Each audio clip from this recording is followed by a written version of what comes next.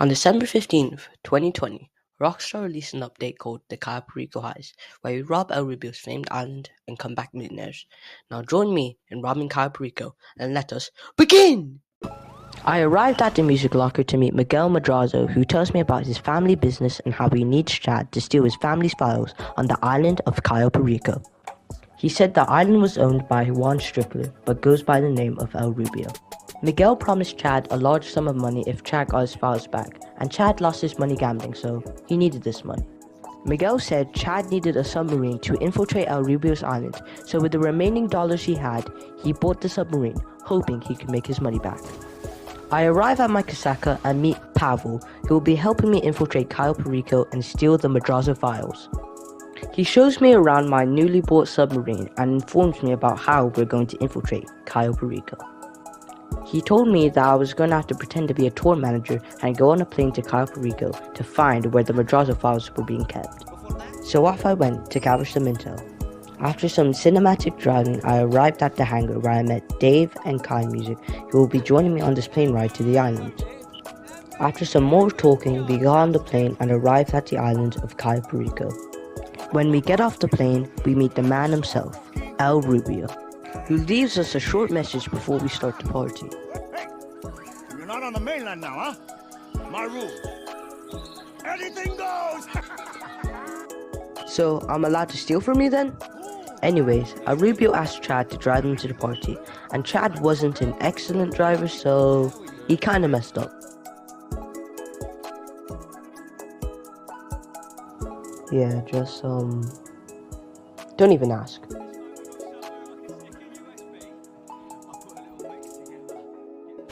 Anyways, Chad flipped the car over and we arrived at the party. While waiting for Pavel to tell Chad what to do next, Chad decided to hit a little boogie.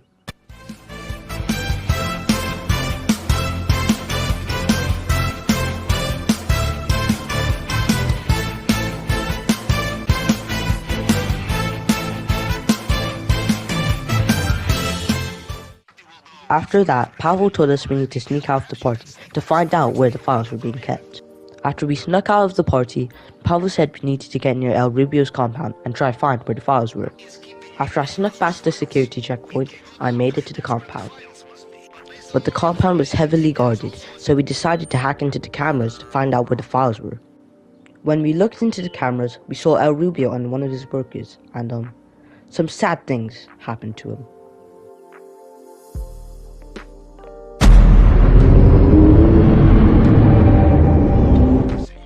Anyways, we found out that the Madrazo files were being kept in El Rubio's vault in the compound, along with some more valuables that we would be able to steal later as well. After we found the files and the secondary targets, we scoped a few more points of interest before we ultimately decided to fly back to Los Santos. For Chad to get through the drainage tunnel, we had to cut the grate, but we didn't have the required tool necessary, so we went to steal it from a construction site. When I made it to the top of the construction site, I put on a hard hat to blend in with the workers.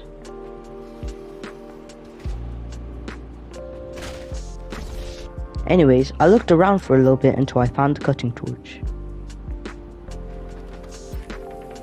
After I got the cutting torch, I got down the building safely and got in my car to drive back to my casaca.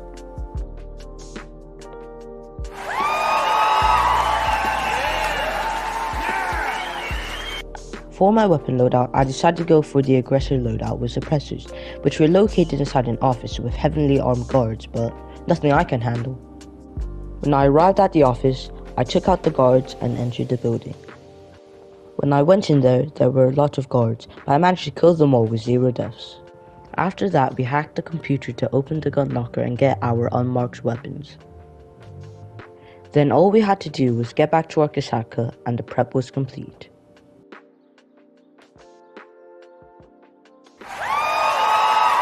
In order to get the safe code, we had to steal it off of El Rubio's head of security at the casino. So off I went to kindly ask him for the safe code. When I arrived at the casino, we had to get to the penthouse level, but Chad didn't have a membership there, so we borrowed it off of the head at the casino, Tom Connors. When we got to the upper floor, we found El Rubio's penthouse, so we took out the guards and entered the penthouse.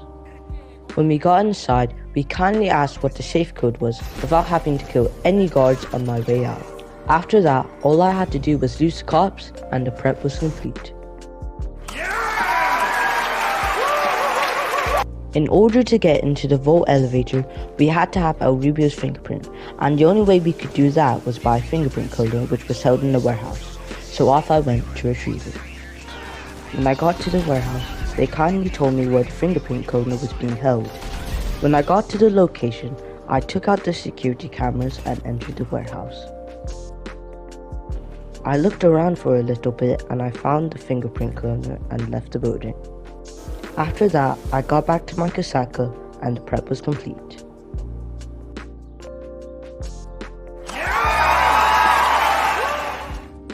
For the last preparation, we had to steal a sonar jammer from Meriwether so we could infiltrate Cayo Perico undetected. So I traveled to the destination, taking down the helicopters and the boats so we could enter the submarine. When I entered the submarine, I fought my way through the soldiers, eventually finding the sonar jammer. After that, I went to the exit and left the submarine. I make it out of the submarine and deliver the sonar jammer with ease, despite having a near-death experience. And now, the heist you've all been waiting for. It's time to do the Cayo Perico heist. Now, before I show the heist, me and my friend tried to do this, but we ended up glitching our run, so the heist I'm about to show us do is after a lot of failed attempts. Now let's actually start. We start off by getting out of the casaca and start swimming to the sewage drain. When we arrive at the sewage drain, we start cutting the grate and make it into the compound. We start off by killing the guards that are blocking us of getting to the vault and El Rubio's office.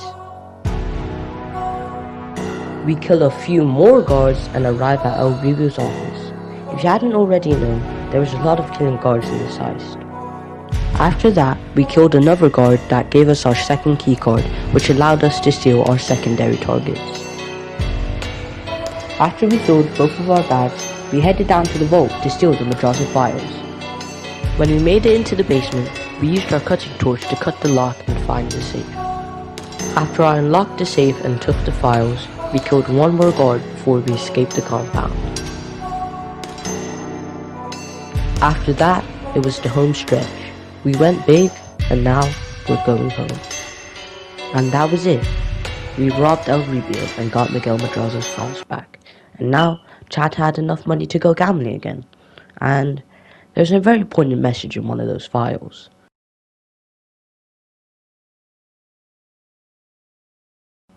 I hope you enjoyed this video, and if you're happy with my return, make sure to like and subscribe.